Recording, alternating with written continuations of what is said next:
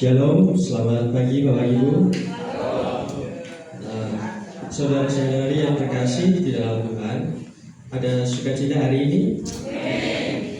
Sejak kemarin, Rabu tanggal 18 Februari 2026, kita sudah memasuki masa Prapaskah, masa yang kudus, masa untuk berhenti sejenak, merenung dan kembali kepada Tuhan.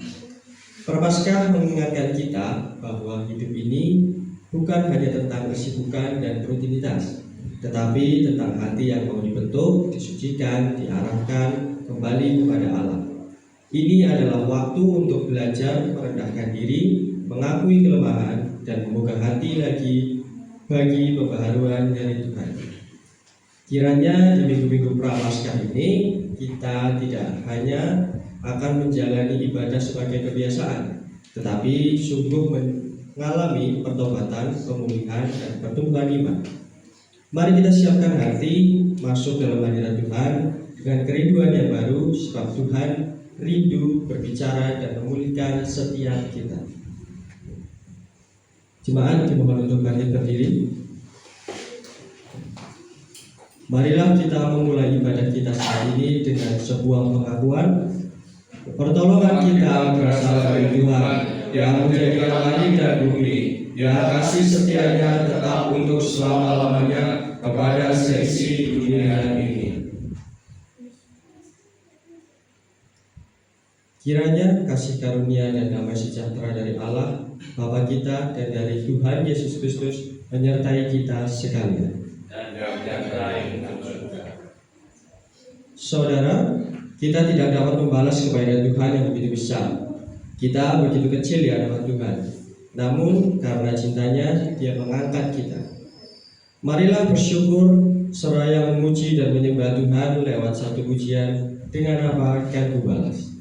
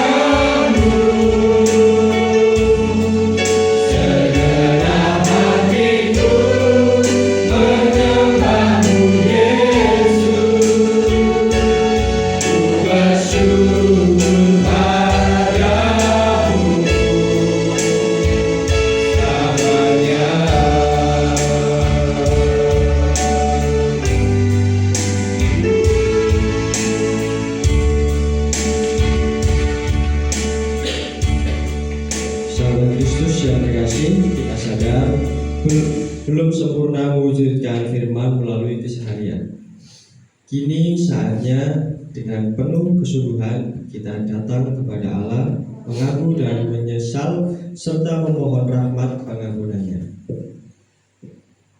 Ya Allah Bapa yang penuh kasih, di hadapan-Mu kami datang dengan kerendahan hati. Kami mengakui bahwa kami seringkali gagal mengasihi Engkau dengan segenap hati, dan gagal mengasihi sesama seperti diri kami sendiri. Perkataan kami kadang melukai, sikap kami kadang dikuasai ego, dan tindakan kami tidak selalu mencerminkan kehendak-Mu. Bahkan terhadap ciptaan-Mu, kami sering kurang bijak dan kurang peduli. Ampuni segala dosa dan pelanggaran kami ya Tuhan. Sucikanlah hati kami, perbaharui pikiran kami, dan pulihkan relasi kami dengan Engkau, sesama dan seluruh ciptaan-Mu. Bentuklah kami menjadi pribadi yang lebih sabar, lebih rendah hati, dan lebih setia berjalan dalam terang. Di dalam nama Tuhan Yesus Kristus kami berdoa. Amin.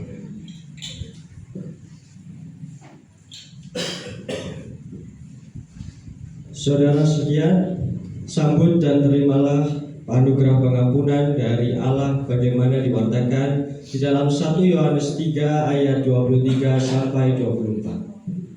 Dengan inilah kita ketahui bahwa Allah tinggal di dalam kita, yaitu dengan Roh yang telah Ia karuniakan kepada kita. Syukur kepada Allah.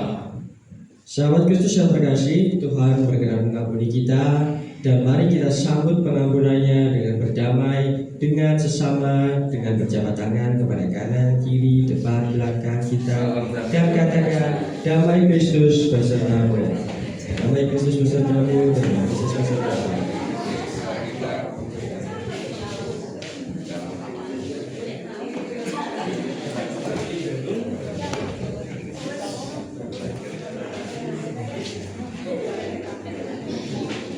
Mari kita bersama memuji dan bersorak bagi Tuhan, sebab Dia sungguh baik. Amin.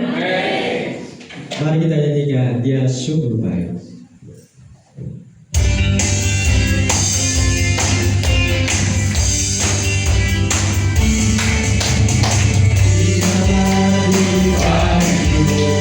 Di dalam kita itu ya Tuhan Allah bersamaku,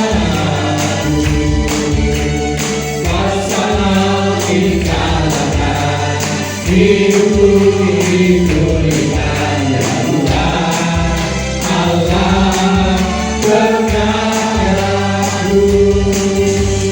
Dia sungguh baik, Dia sangat baik, Yesus, Dia baik bagiku.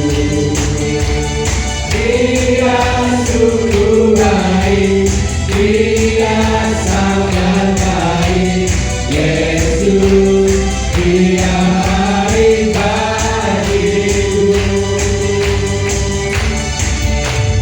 Berada di dalammu, bergerak di hidupku ya Tuhan Allah kekuatanku. Dia penuhi hatimu dengan kuasa kasih-Nya ya Tuhan Allah kekuatanku. Dia sungguh baik, Dia sangat baik, Yesus, Dia baik bagiku. Dia sungguh baik, Dia sangat baik, Yesus, Dia baik bagiku.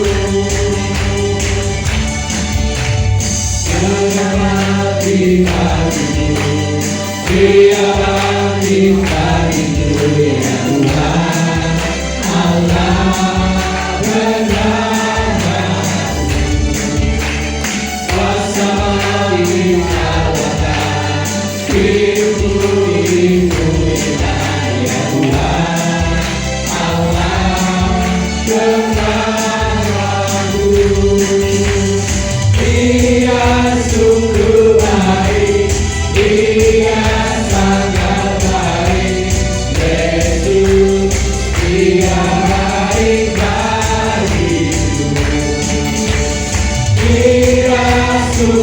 baik, Dia sangat baik. Yesus, Dia baik bagiku. He is so good to you. He is so good to me. Jesus is so good to you. He is so good to you. He is so good to me. Jesus is so good to you. Jesus is so good to you.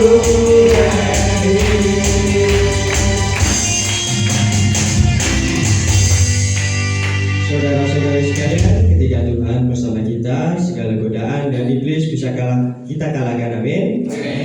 Sebab jika Allah di pihak kita, siapa dapat melawan? Kita akan pujian lebih dari pemenang.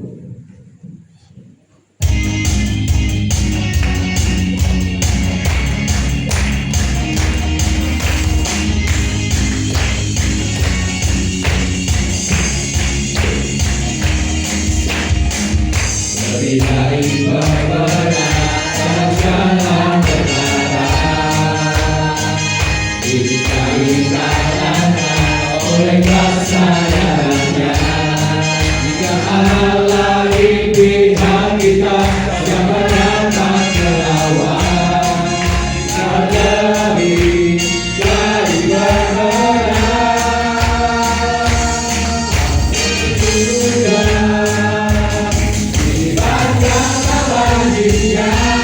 Yesus Raja segala raja. Haleluya. Kita gerejanya, kita lebih dari pemenang.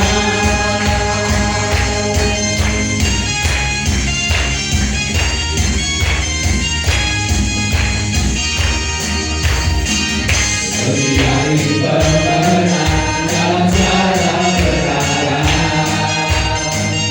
bisa dikalahkan oleh kasih-Nya. Jika Allah di pihak kita, siapa dapat melawan? Kita lebih dari pemenang. Haleluya.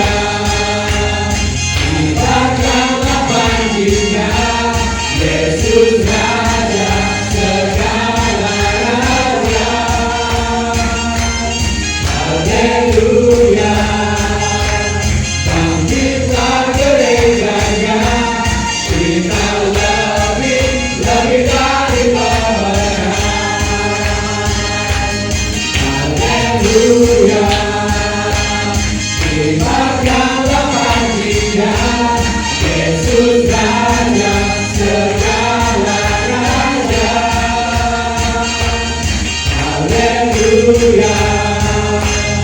Bangkitlah gerejanya, kita lebih dari pemenang. Kita lebih dari pemenang.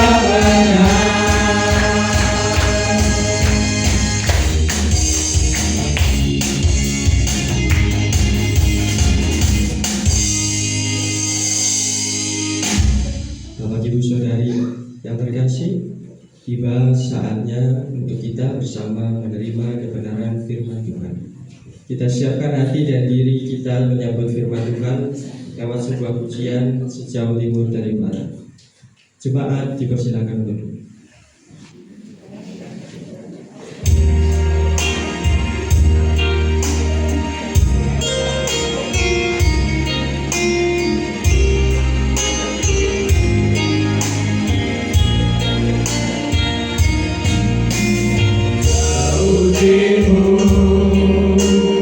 Dari barat Engkau membuang dosaku.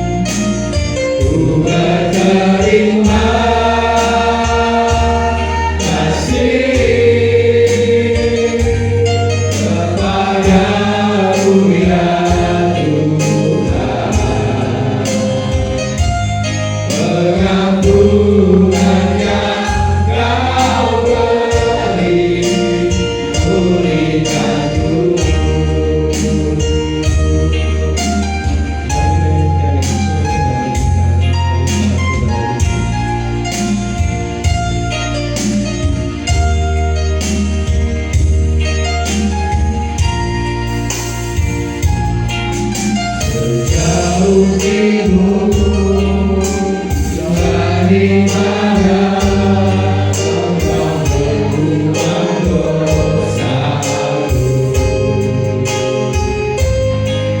Tiada kau ingat lagi pelanggaranku.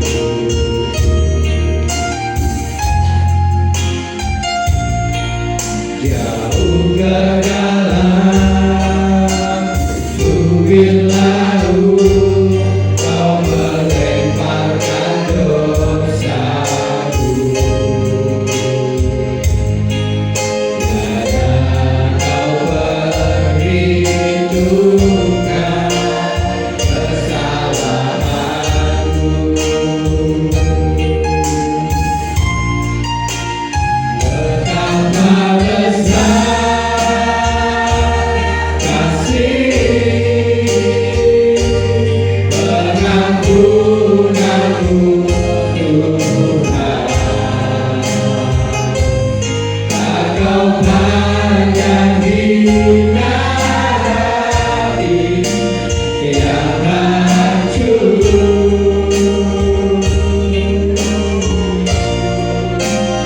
Tuhan terima kasih kepadamu ya Tuhan. Pengampunan yang kau beri pulihkanku.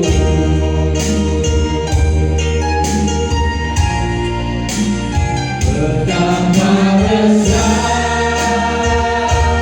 kasih pengampunanmu Tuhan. Yang kepada indah hati yang hancur.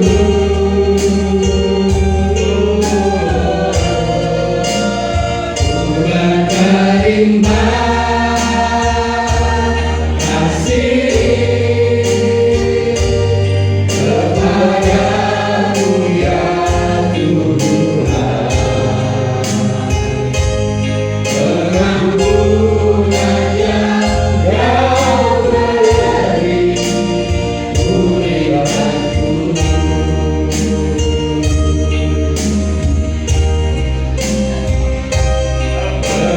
Pengampunan yang kau beri pulihkanku. Untuk waktu selanjutnya kita silakan Bapak Pendeta Gideon.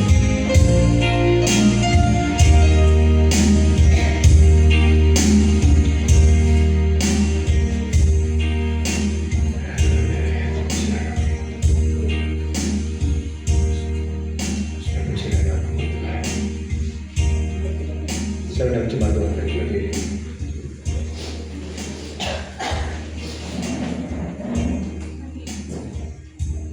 Betapa besar kasih pengampunanmu Tuhan. Aku pandang indah hati yang hancur.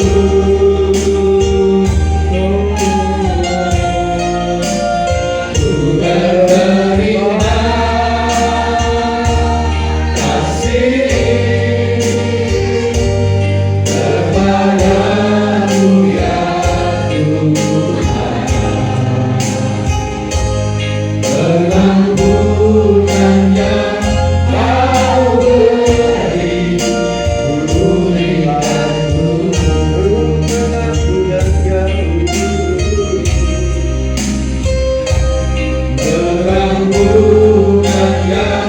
kau beri.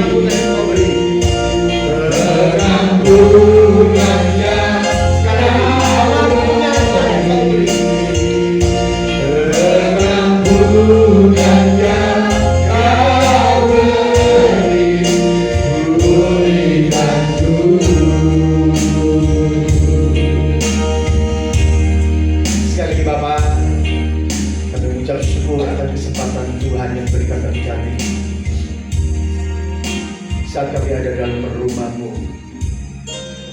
saat kami beribadah, saat kami memuji dan memuliakan nama-Mu, terimalah pujian persembahan kami.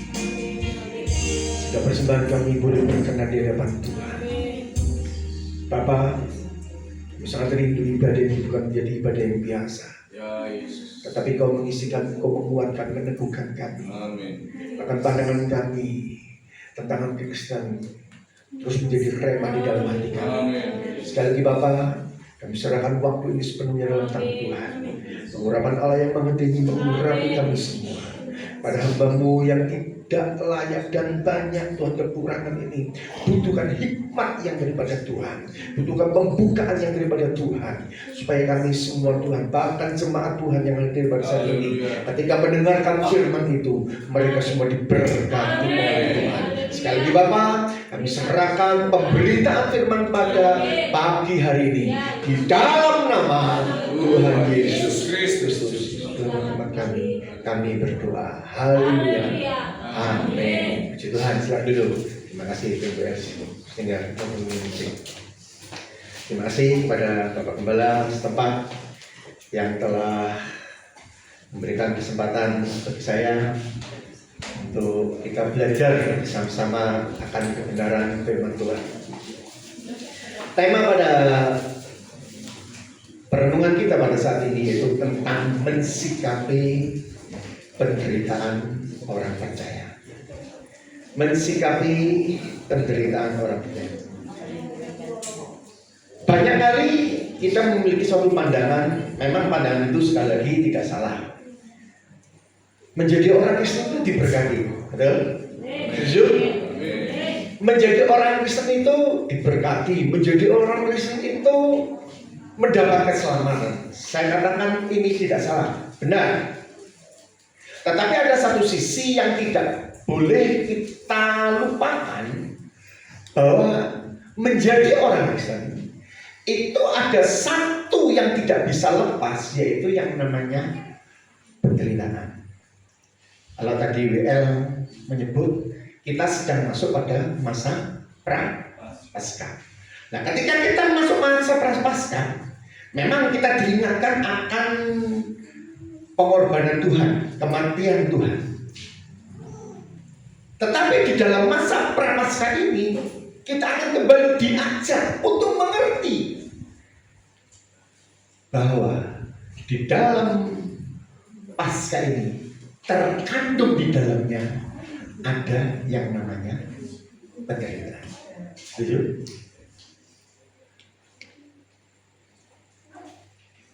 Paulus pernah berkata,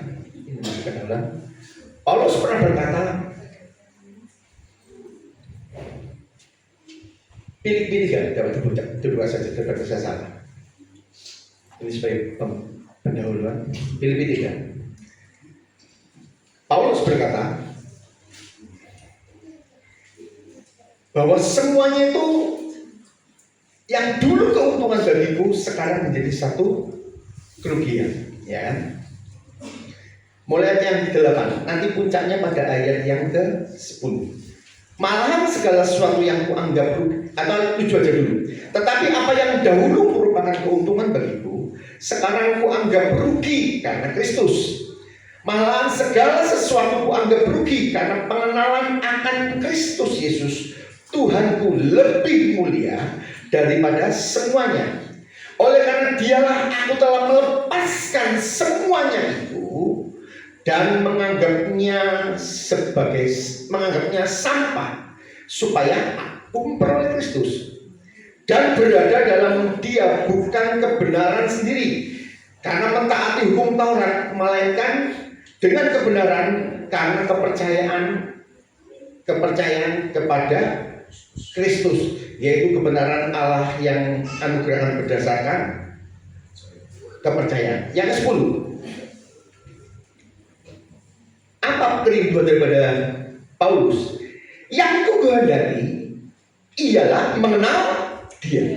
Jadi Paulus mengerti salah satu kerinduannya setelah dilepaskan semua, dia itu mengenal Dia. Tetapi lebih jauh dia berkata apa lagi? Yang kukehendaki, sebentar, ayat Yang ke-10, yang kukendaki ialah mengenal dia dan kuasa kebangkitannya. Lebih jauh dikatakan apa? Dan persekutuannya dalam penderitaannya, di mana aku menjadi serupa dengan dia dalam kematian. Mengapa Paulus memberikan suatu statement bahwa yang kukendaki salah satu adanya suatu persekutuan dengan penderitaan? Karena berpikir demikian.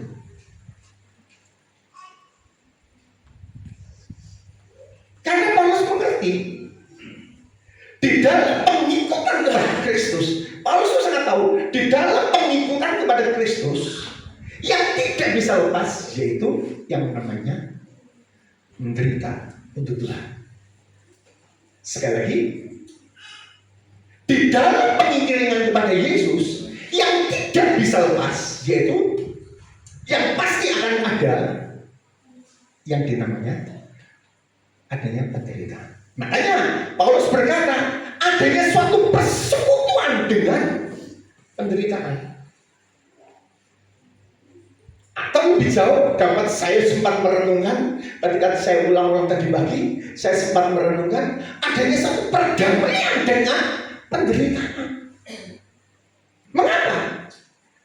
Karena lewat penderitaan inilah ayat selanjutnya dikatakan, ayat selanjutnya yang ke-10 tadi, lewat penderitaan itulah makin pasangin jadi ya sebentar Pak. Nah, lewat penderitaan itulah makanya dikatakan aku menjadi serupa dengan dia dalam kematiannya. Jadi kalau orang Kristen kepingin menjadi serupa dengan dia, orang Kristen ingin menjadi serupa dengan dia, harus melewati yang namanya. Setuju? Kita kan seringkali nyanyi, ya betul. Mau sepertimu Yesus, tahu? Disempurnakan selalu dalam segenap jalanku, memuliakan namamu. Nyanyi kepenak.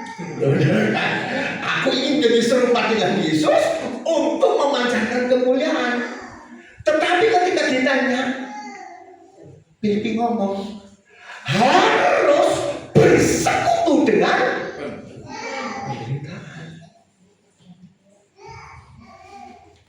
Penderitaan adalah bagian dari satu syarat pemilihan kepada Tuhan. Apalagi seringkali saya ulang, saya katakan di tempat ini, saya salut jemaat Tuhan ada di Jatinangor. Kenapa? Tidak mudah untuk berdiri gereja di Jatinangor. Kenapa? Sekeliling kita sangat berbeda, dan itu dibutuhkan suatu keteguhan iman. Setuju? Iya kan? Ini dibutuhkan suatu keteguhan iman untuk kita dapat bertahan, untuk kita tetap ibadah, untuk kita mencari Tuhan. Itu dibutuhkan keteguhan iman. Iya kan? Yesus kan pernah ngomong, aku mengutus kamu ke seperti domba di tengah serigala. Nah ini cenderung ini lebih mengena, lebih berat. Bagaimana kita bisa menunjukkan iman kita? Itu butuhkan satu kecekan bulatan iman. Benar nggak? Gak gampang. Ya kan? Ke gereja tetap menunjukkan identitas sebagai orang Kristen itu gak gampang didekati. Tetapi itulah bagian, salah satu bagian yang saya katakan, itulah salah satu bagian daripada kehidupan kekristenan kita. Karena apa? Kita harus mau menderita. Nah, sekarang kita buka Yakobus. Yakobus 5. Ini yang ditulis oleh Yakobus, saudara Yesus.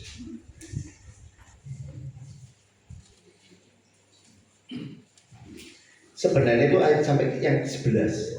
Tetapi kita akan melihat dari ayat 7 sampai 8 saja. Yakobus 5 ayat 7 sampai 8. Karena itu, saudara-saudara, bersabarlah sampai kepada kedatangan Tuhan.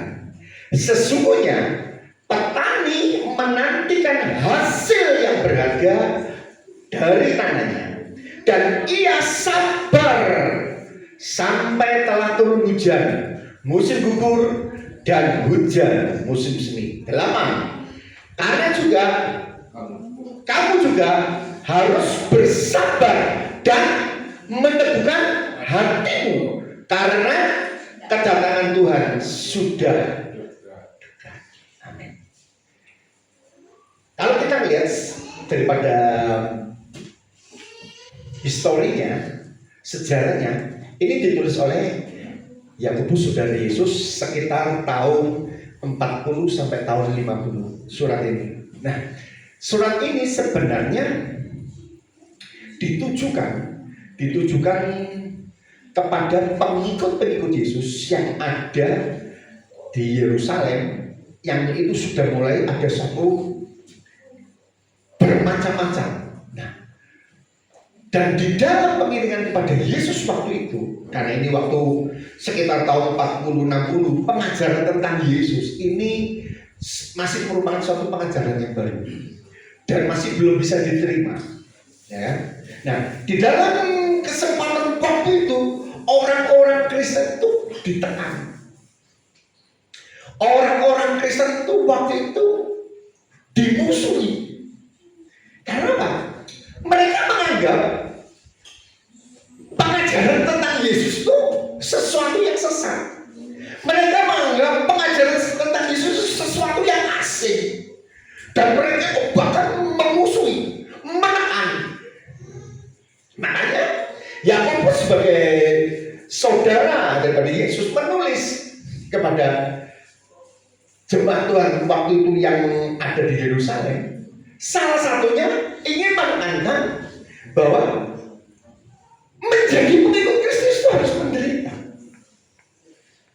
Menjadi pengikut Kristus itu harus di dalamnya itu ada suatu keidentitas yang tidak bisa dilepas, yaitu yang namanya menderita. Makanya Yakobus kemudian lebih jauh, dia menjelaskan, dia memberikan suatu kekuatan kepada jemaat waktu itu, karena Yakobus waktu itu juga menjadi salah satu pemimpin gereja di Yerusalem. Yakobus memberikan suatu nasihat supaya jemaat Tuhan itu tidak lemah. Dan itu pun sebenarnya masih relevan dengan kehidupan kita saat ini, ya kan? Karena kehidupan kekristenan sampai saat ini, bahkan dikatakan kehidupan kekristenan kita yang di akhir zaman ini, kita ini semakin hari, semakin kita dikatakan kehidupan kita semakin sulit. Benar nggak? Jadi orang Kristen itu nggak semakin gampang, Bapak Ibu. Jadi orang Kristen itu tambah semakin sulit. Kenapa? Karena banyak tekanan, banyak hal yang membuat sehingga kekristenan kita ini bisa jadi pudar. Makanya dibutuhkan satu integritas, suatu keteguhan iman, prinsip yang benar, supaya apa? Kekristenan itu tetap kuat. Loh iya, kalau kita mau jujur, ini baru mau masuk pada kesukaran. Satu contoh, Ini sedikit menyimpang. Kalau mungkin di daerah pedesaan tidak begitu ketat. Sekarang, kalau kita mau beli sesuatu, pakainya apa Bapak Ibu? Memang pakai uang, benar? Tapi coba, kalau di desa masih tidak begitu ketat.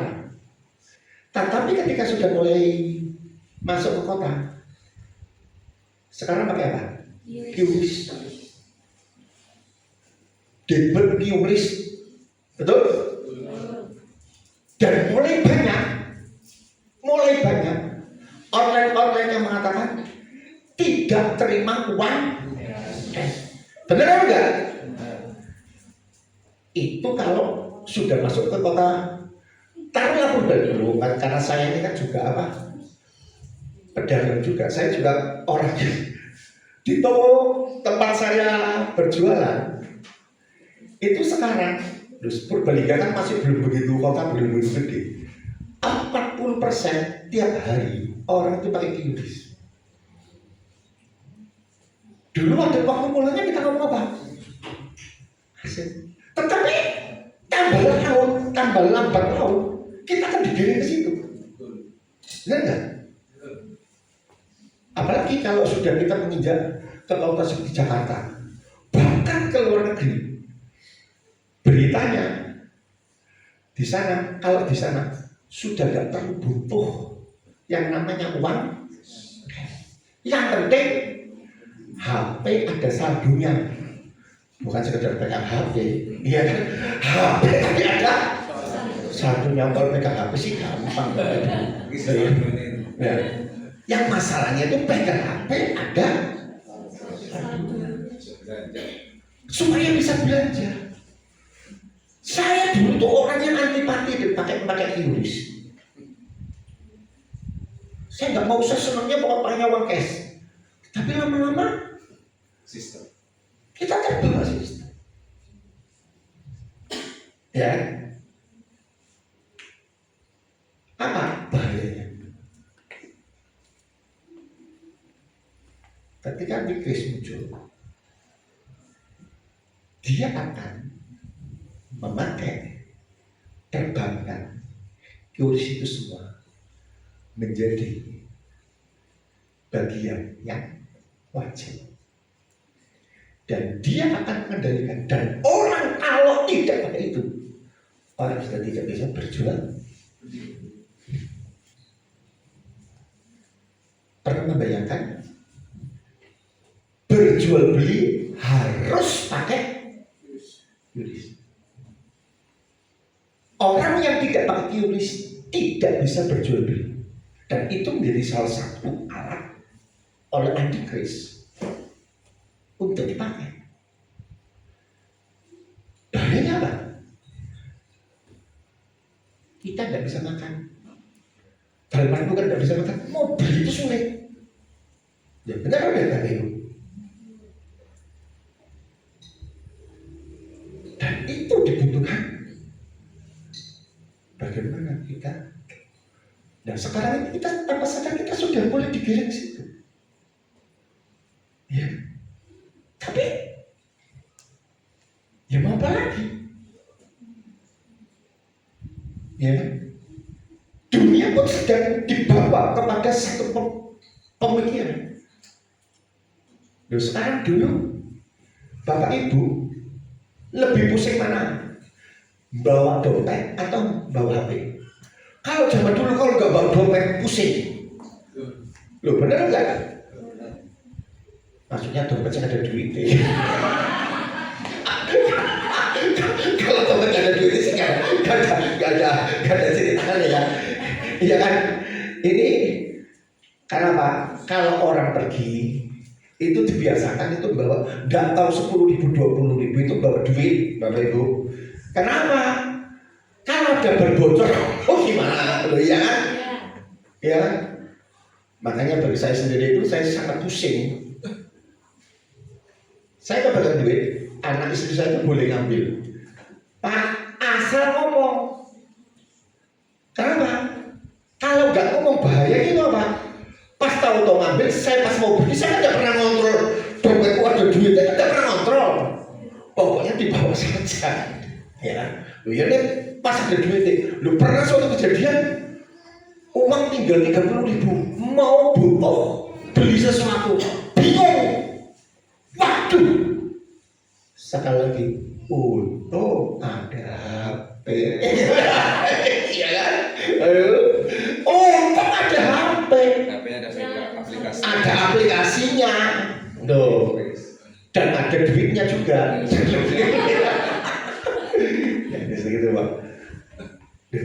Kalau zaman dulu, sekarang pergi nggak bawa dompet, oh udah apa-apa, asal bawa HP aman.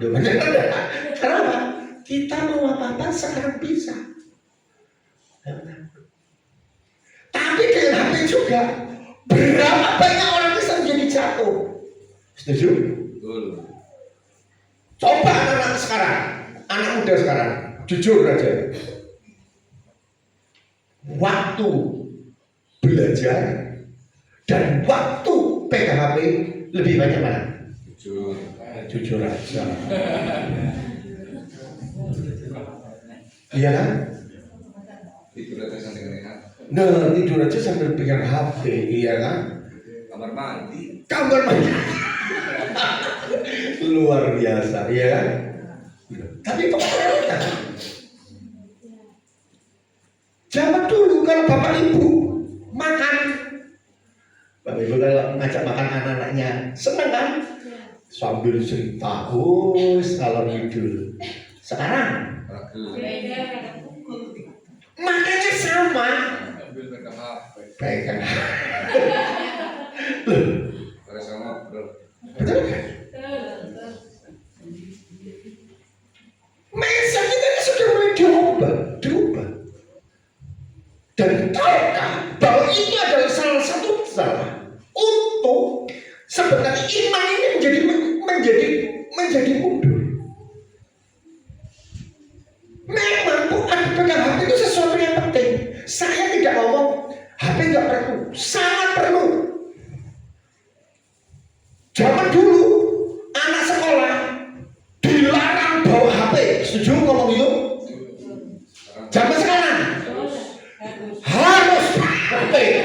Loh, benar enggak? Semua memang saya setuju HP itu sangat penting. Tetapi ketika pemanfaatan itu tidak pada semestinya, itu akan menggerogoti daripada imanmu. Itu akan membawa imanmu menjadi semakin jauh. Setuju? Makanya tantangan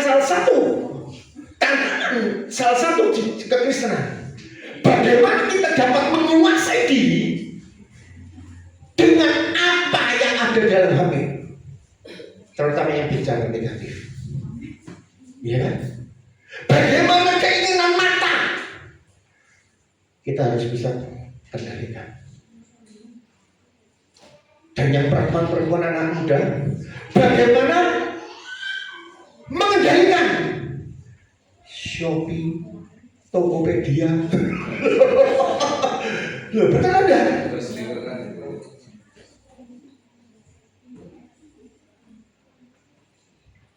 Berapa banyak orang jatuh karena HP, karena Tokopedia dan Shopee. Pada akhirnya pinjam, ada kami. Benar nggak Bapak Ibu? Loh, benar. Kita ini sedang dibawa kepada suatu masa untuk penguasaan diri.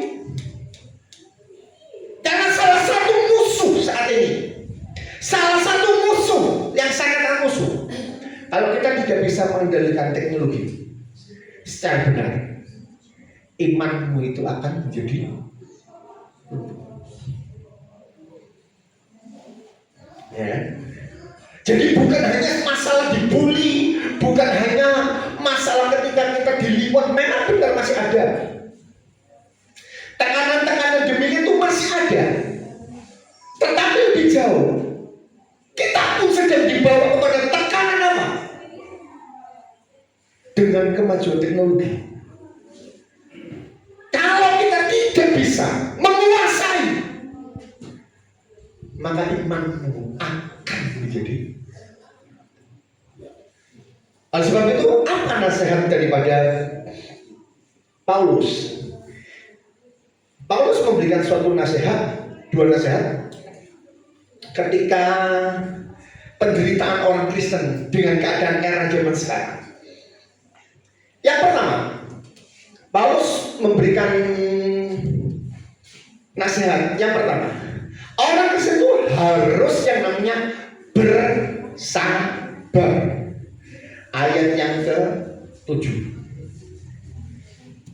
dikatakan, karena itu saudara-saudara bersabarlah. Ayat yang ke-8 juga diulang lagi, kamu juga harus bersabar. Di dalam penderitaan orang Kristen saat ini, nasihatnya Paulus katakan bersabar. Saya sempat menyelidik, saya sempat melihat daripada perbendaharaan bahasa asli. Arti bersabar memang memiliki arti sabar, tetapi juga memiliki arti bahwa bersabar ini menceritakan tentang satu penderitaan yang lama, sehingga di dalam penderitaan yang lama ini, penafsir juga memberikan satu pengertian, perlu memiliki semangat yang panjang, perlu memiliki semangat juang yang kuat. Supaya apa? Supaya dapat berkah. Ya? Arti bersabar memiliki arti meskipun penderitaan. Kenapa? Ketika bicara tentang iman, mempertahankan iman kekristenan untuk tetap bisa eksis, itu dibutuhkan satu perjuangan yang panjang.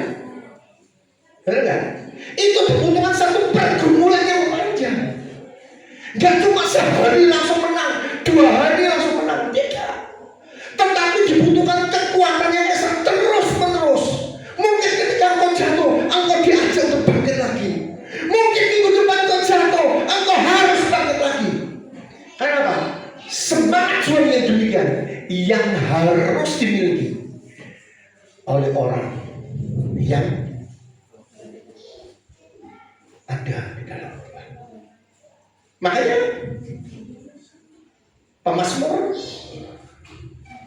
pernah mengatakan, orang benar itu ada yang jatuh apa? Kalau kamu jatuh ber-7 kali kan berapa itu?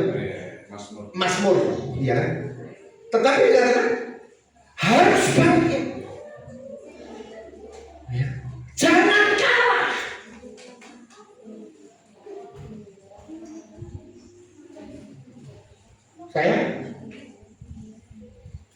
Saya punya videonya, tapi saya tidak kasihkan sama multimedia. Tahu yang video melewati apa? Yang naik, ada seorang yang naik tangga. Tangga pertama dia jatuh, bangkit lagi, naik lagi selangkah, mungkin jatuh, bangkit lagi, sampai pada akhirnya dia sampai ke tangga. Itu adalah orang yang sabar, yang memiliki semangat juang. Dan konteksnya mengapa dihubungkan? Mengapa di hal ini dihubungkan, kalau ayat muslimah ini dihubungkan dengan bersabarlah sampai ke datangan Tuhan, ya kan? Itu diulang juga 2 kali loh. Orang yang bersabar dihubungkan dengan kedatangan Tuhan. Karena kita ngerti, mungkin Bapak Gembala setempat sering mengajar tentang masa yang namanya masa pengangkatan. Tahu ya? Masa pengangkatan sebelum antikristus dilepaskan di dunia ini akan ada masa yang namanya masa pengangkatan. Nah, ketika masa pengangkatan, orang percaya diangkat di atas awan-awan, tahu ya? Kemudian masuk pada masa 1000 tahun. Nangkap? Di sini nangkap? Pernah diajarkan ya? Masuk masa 1000 tahun. Nah, setelah masa 1000 tahun hampir selesai, ya kan? Diangkat, ada diberikan masa untuk antikris apa? Antikris ini loh, menguasai dunia, ya kan? Pengangkatan di dunia akan ada masa antikris. Nah, masa antikris kemudian Yesus bersama malaikatnya menangkap daripada antikris. Antikris ini dikalahkan, masuk masa 1000 tahun, ya kan? Kemudian iblis diberikan lagi kesempatan untuk membujuk, dan pada akhirnya setelah itu iblis dikalahkan dan masuk yang namanya masuk masa penghakiman. Nah, ketika masuk masa penghakiman, kita dihakimi. Orang percaya itu dihakimi bukan untuk dihakimi yang namanya masalah masuk surga atau masuk neraka. Nah, kan ya, pernah diajarkan ya, mungkin oleh Bapak Gembala. Kita ketika masa penghakiman nanti, kita ini tidak dibawa untuk masa, oh kamu masuk surga, masuk neraka. Orang yang sudah percaya Yesus, penghakimannya itu yaitu berbicara masalah mahkota. Pernah dengar mahkota? Mungkin pernah diajarkan oleh Bapak Gembala. Ada 5 mahkota. Mahkota abadi diberikan untuk orang yang mengendalikan diri. Itu 1 Korintus 9 ayat 25. Bisa cepat saja. Kemudian ada mahkota kemegahan. Itu yang orang yang memenangkan orang lain di dalam Kristus, memenangkan jiwa. 1 Tesalonika 2:9. Ada mahkota kebenaran, yaitu orang yang merindukan kedatangannya. 2 Timotius 4:8. Ada mahkota kehidupan, yaitu orang yang bertahan di dalam pencobaan. Yakobus 1:12. Dan ada mahkota kemuliaan. Itu diberikan kepada, kalau ini diberikan khusus kepada gembala. 1 Petrus 5 ayat 3. Nah, ketika orang percaya di dalam masa penghakiman itu, orang itu akan diberikan mahkota. Dan ini yang menjadikan suatu puncak kerinduan orang percaya. Makanya ketika Yakobus ngomong, engkau harus bersabar. Karena apa? Kedatangan Tuhan sudah dekat. Apa yang harus kamu terima itu sudah dekat. Nangkap ya? Orang percaya itu harus bisa mempertahankan imannya. Memang berat ketika menjadi orang percaya. Memang berat harus mempertahankan iman. Memang berat untuk tidak menjadi sama seperti dunia ini. Tetapi sekali lagi, ingat, kedatangan Tuhan itu sudah. Ini memberikan suatu pandangan bahwa ingat, yang dirindukan itu mahkota. Karena sekali lagi, ketika kita ada di surga, pekerjaan kita adalah memuliakan Tuhan dengan mahkota. Makanya Wahyu mengatakan, ketika di hadapan anak Allah, pekerjaan orang-orang percaya itu diselamatkan apa? Mereka melemparkan mahkotanya sebagai sarana untuk memuliakan.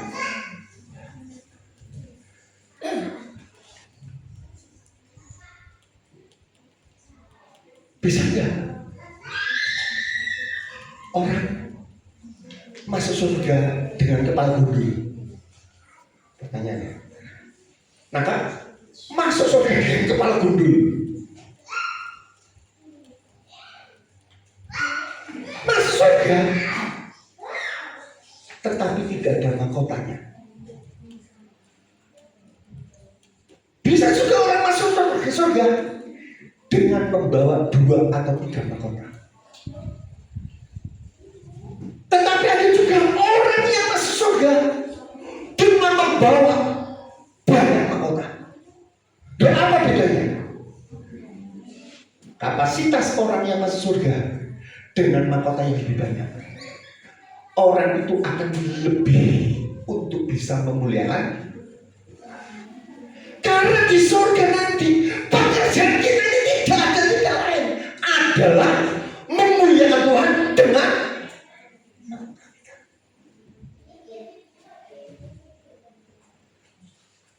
karena kehidupan kita diciptakan. Salah satu tujuan yang tidak bisa hilang, kita diciptakan untuk memuliakan Tuhan. Dengan apa? Makanya ketika kita masih ada di dunia ini, kita sudah diajar bagaimana kita memuliakan Tuhan. Dan itu semua berbicara nanti. Makanya diingatkan oleh Yakobus. Karena apa diingatkan 2 kali? Kedatangan Tuhan itu sudah dekat. Harus bersabar. Dan yang kedua, apa yang diingatkan oleh Paulus, oleh Yakobus kepada jemaat di Yerusalem di dalam Yakobus 5 ini. Yang kedua, hal yang pertama kita diajar untuk bersabar. Ayat yang kedua, ayat yang ke-8, kita diajar untuk teguhkan hati. 5 ayat yang ke-8. Kamu juga harus bersabar dan meneguhkan hati. Ya kan? Jadi ini hampir, saya katakan hampir sama, tetapi memiliki maksud yang lebih jauh lagi.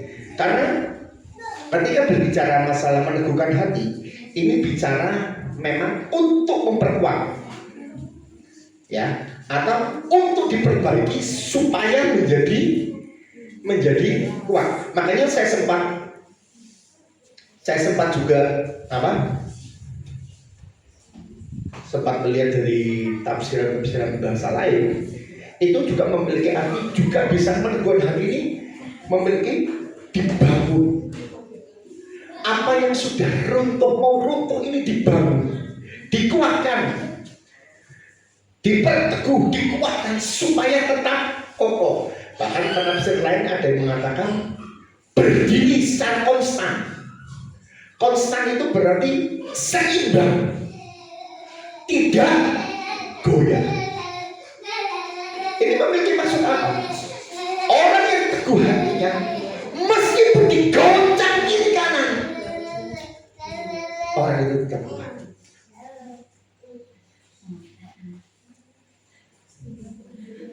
Orang yang digoncang kiri kanan akan tetap kuat. Karena apa? Paulus juga pernah ngomong dengan pujian, ada pujian mana ini? Mataku, tahu ya, tertuju padamu. Pernah dengar ini? Segala hidup ku serahkan padamu, bimbing aku masuk rencanamu, ku membesarkan kerajaanmu. Kita diajar untuk kita tetap kuat, untuk kita tetap teguh. Kita diajar mata kita untuk tetap memandang pada Tuhan.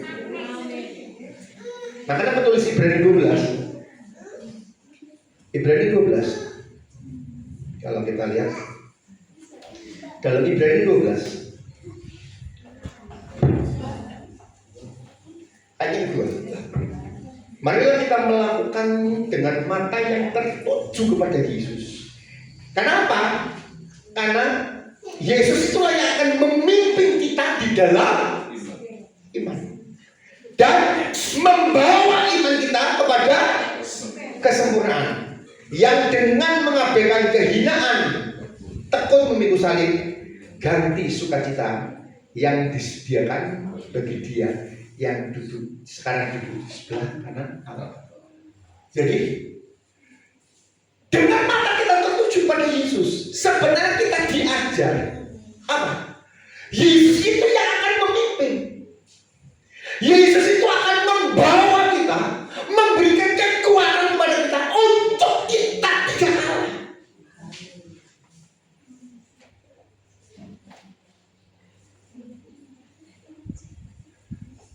Pak Mas juga pernah ngomong dan dinyanyikan dalam pujian. Sekalipun aku dalam lembah gelap, ku tak takut sebab Kau besertaku. Sekalipun badai topan datang menerjang, ku tak gentar sebab Kau. Pak Mas ngomong gitu, kalau nggak salah saya nggak hafal ayatnya. Meskipun aku berjalan dalam lembah gelap, aku gak takut. Asal tangan Tuhan yang memegang. Ya.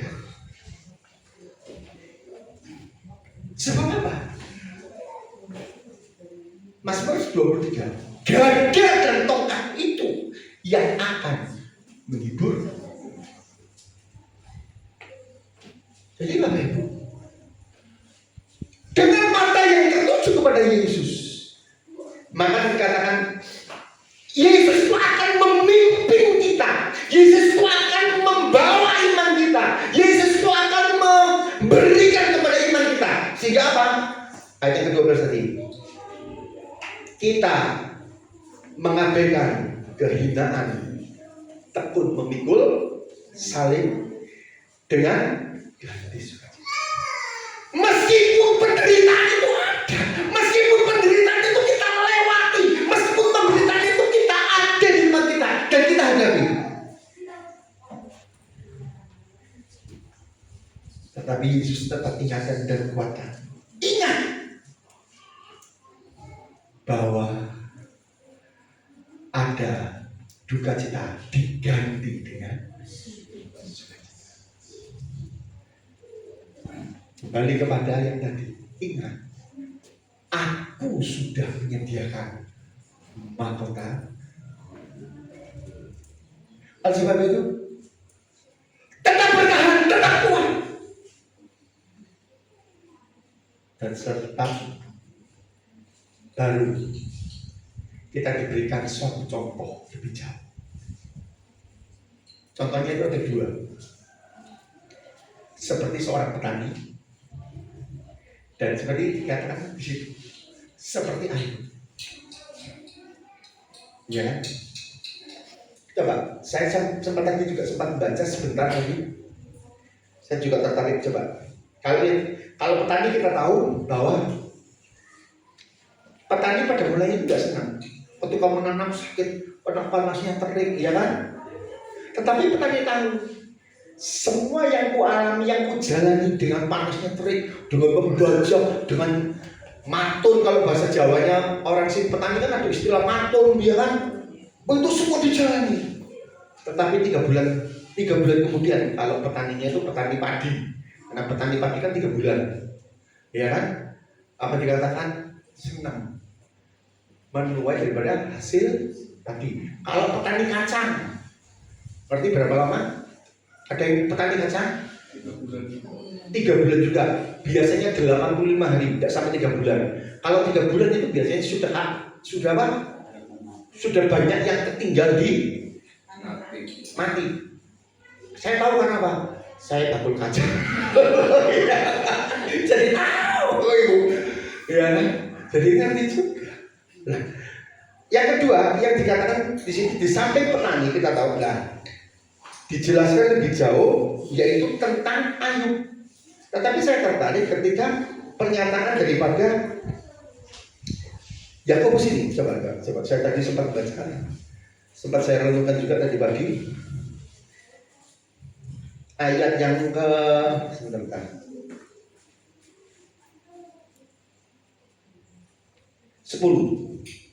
Saudara-saudara, kalau sebelah itu tentang Ayub ya. ayat ke-10, Yakobus 5 ayat ke-10. Saudara-saudara, turutilah teladan penderitaan dan kesabaran para nabi yang telah berbicara demi nama Tuhan. Jadi nabi-nabi itu sudah mengalami satu penderitaan.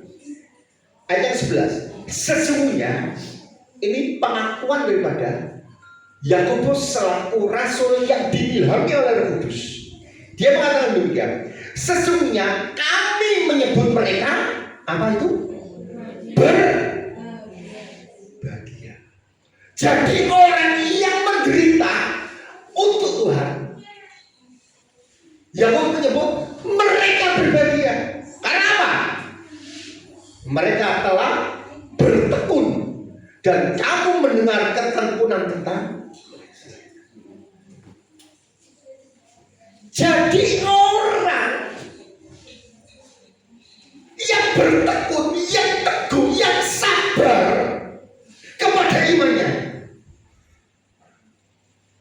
Yakobus menyebut sebagai seorang yang diilhami oleh Roh Kudus.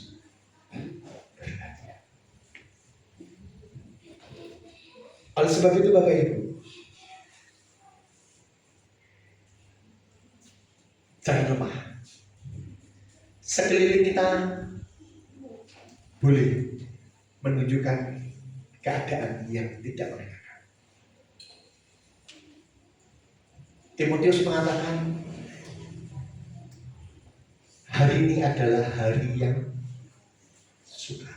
Sukar itu berbicara bahasa asli tekanan, diperas, ditekan terus. Karena orientasinya ada orang yang mencintai diri sendiri, kesombongan banyak. Tetapi orang yang bertahan sampai pada kesudahan akan disebut engkau berbahagia. Mari bersama-sama. Saya juga belajar. Saya di sini menyampaikan, saya pun sedang belajar juga bagaimana kita bertahan, sabar, teguh iman Tuhan sampai pada akhirnya, sampai Tuhan Yesus datang. Tuhan Yesus memberkati. Saya undang semuanya pada berdiri.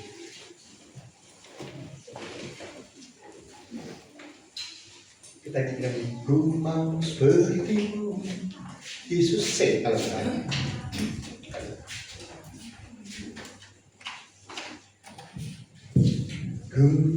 Kuliah saja, say, atur kamu.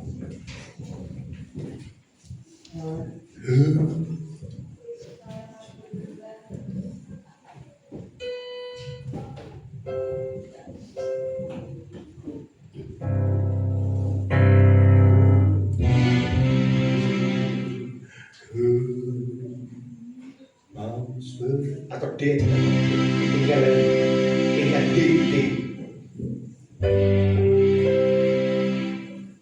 Dua kelas, 2 D.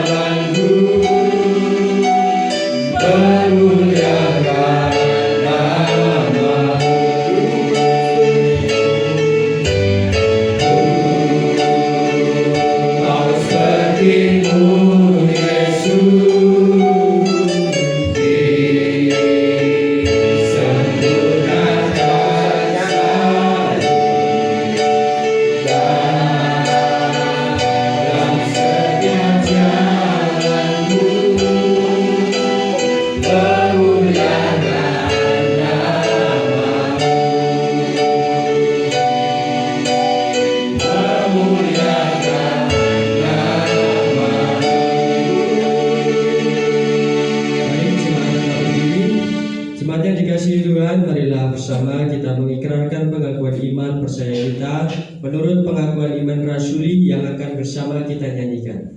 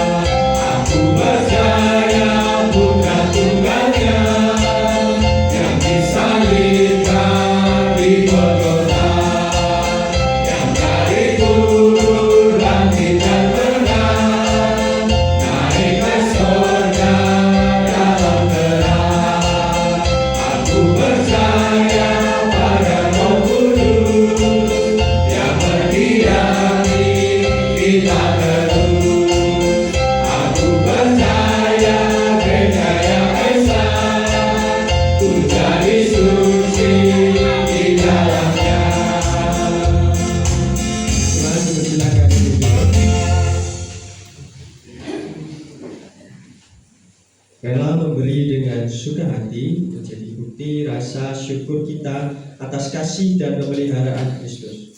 Firman Tuhan yang menjadi dasar memberi persembahan diambil dari 1 Tawarik 16 ayat 29. Berilah kepada Tuhan kemuliaan namanya, bawalah persembahan dan masuklah menghadap Dia. Sujudlah menyembah kepada Tuhan dengan menghiaskan kekudusan. Baik semuanya, kita naikkan pujian untuk iringi persembahan sungguh bangga.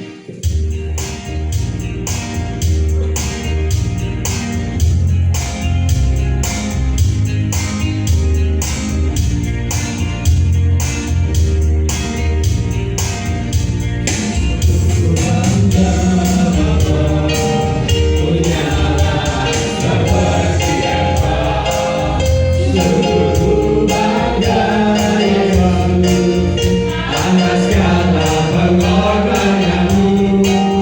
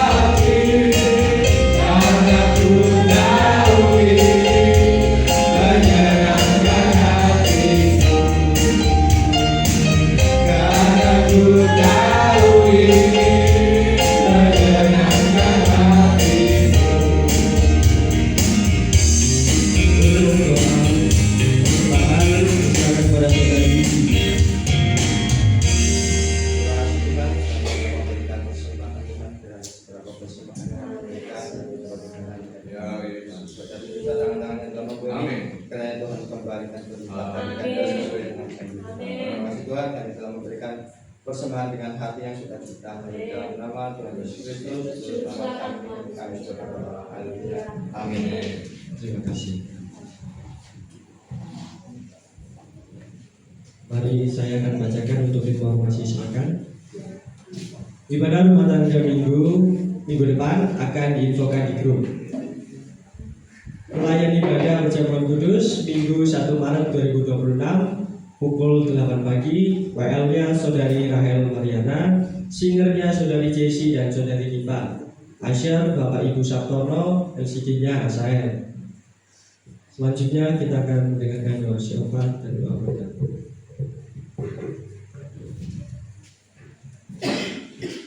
Terima kasih Pak. Ini dompetnya sebentar.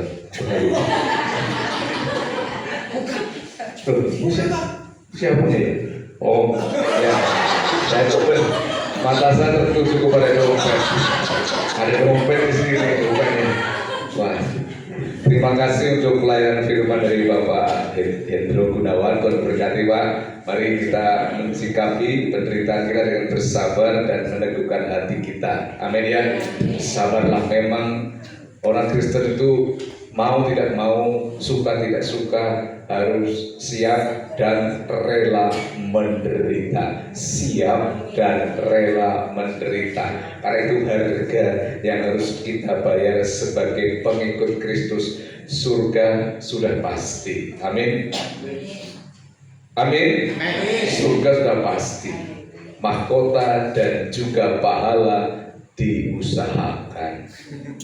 Tapi surga sudah diberikan oleh kita, ya, oleh Tuhan untuk kita, ya. Jadi seperti itu, ya. Dan Bapak Ibu mulai minggu depan persembahannya bagaimana kalau pakai QRIS?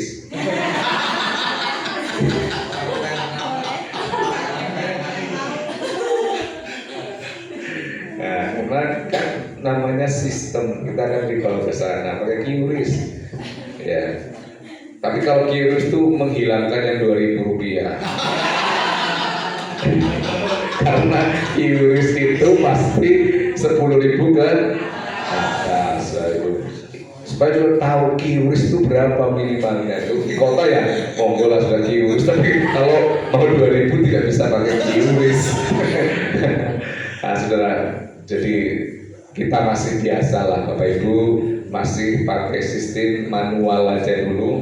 Manual pun yang penting setia, amin. Iya gitu, tinggal hati kita, ya persembahan kita tunjukkan kepada Tuhan sebagai terima kasih kita kepada Tuhan. Untuk iuran kematian Bapak Ibu silakan dibayar. Untuk dana iuran Natal silakan juga dimulai dicicil sehingga tidak keberatan. Punyanya Widi sudah ada itu ya, sudah tak mintakan yang iuran kematiannya kartunya, nanti saya kasihkan pusat. Kalau dicicil tiap bulan kematiannya 6.000 kan tahu-tahu terlunas gitu ya, seperti itu. Untuk pengumuman yang lain tidak ada ya, tidak ada. Kita akan berdoa dan bersyafaat sekaligus kita akan mengakhiri di dalam doa berkat. Mari kita berdoa dan bersyafaat bersama-sama. Bapa di dalam kerajaan surga, kami bersyukur pada pagi hari ini.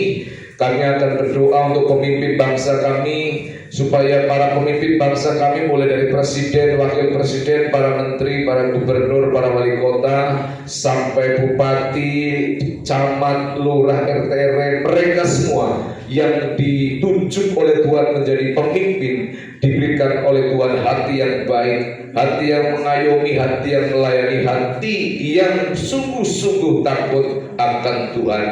Bawalah Indonesia kepada kemakmuran, bawalah Indonesia kepada keselamatan, bawalah Indonesia kepada Tuhan, suatu negeri yang subur, makmur dan diberkati oleh Tuhan.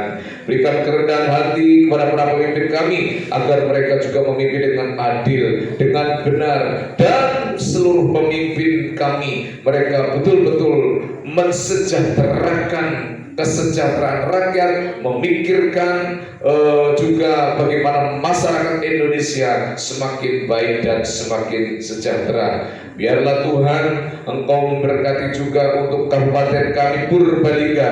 Diberkati Bapak Bupati kami, Mas Fahmi dan juga Mas Dimas dengan seluruh Forkompindanya, agar mereka bisa memimpin Purbalingga dengan semakin baik, Purbalingga semakin maju, Purbalingga semakin diberkati oleh Tuhan, Purbalingga aman, adil, makmur, sejahtera, rukun, kompak, antar agama, antar etnis, semuanya bersatu, semuanya ada harmonisasi yang luar biasa.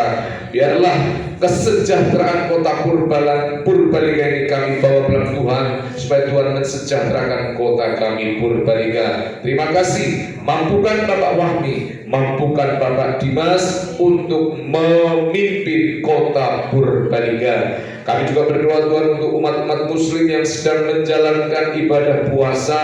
Berikanlah mereka kesehatan dan kekuatan, lancarkanlah ibadah mereka, supaya mereka pun boleh mengalami kenyamanan di dalam ibadah mereka masing-masing. Kami juga berdoa Tuhan, mohon juga agar Tuhan beri kekuatan dan keteguhan di masa-masa Prapaskah, di mana Tuhan umat Kristiani di seluruh bumi, di seluruh dunia sedang menghayati baik puasa berpantang dan beramal kasih melalui berkat yang disisikan dari aksi Paskah untuk yang membutuhkan pertolongan. Kiranya penghayatan masa sengsara Kristus boleh terus menjadi perubahan yang baik bagi diri kami. Kami juga berdoa Tuhan bagi usaha pekerjaan umat-Mu di tempat ini, mereka yang pedagang, mereka yang petani, mereka kaum buruh, mereka karyawan pabrik, apapun jenis profesi usaha mereka, diberkati mereka dengan berlimpah-limpah, diberkati kesehatan mereka, diberkati studi anak-anak mereka yang TK, SD, SMP, SMA yang duduk di bangku kuliah. Tuhan berkati. Terima kasih Tuhan Yesus, terpujilah nama-Mu Tuhan. Cukupkanlah mereka semuanya, sehatkanlah mereka semuanya Tuhan. Biarlah hari demi hari mereka semakin dekat dengan Tuhan, semakin bertumbuh imannya, semakin bertumbuh rohaninya, semakin bertumbuh baik secara kualitas maupun secara kuantitas, khususnya gereja-Mu di tempat ini, umat-Mu di tempat ini. Nama Tuhan dipermuliakan. Inilah doa kami yang kurang sempurna ya Tuhan, yang akan kami sempurnakan dengan doa yang diajarkan oleh Tuhan Yesus, dengan doa Bapa kami yang sudah kami nyanyikan.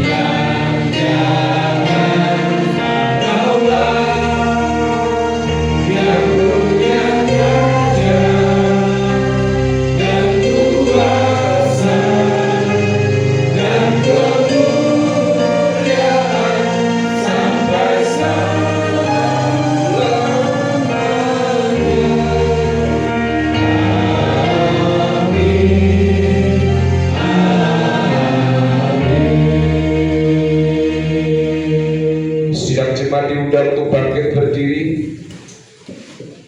Angkatlah kedua tanganmu dan arahkanlah hatimu kepada Tuhan. Pulanglah, kita akan diutus menjadi saksi Kristus, dan terimalah berkat Tuhan ini. Tuhan memberkati engkau dan melindungi engkau. Tuhan menyinari engkau dengan wajah-Nya dan memberikan engkau kasih karunia. Tuhan juga menghadapkan wajah-Nya kepadamu dan memberikan engkau damai sejahtera dari sekarang sampai selama-lamanya. Di dalam nama Bapa, Putra, dan Roh Kudus. Amin.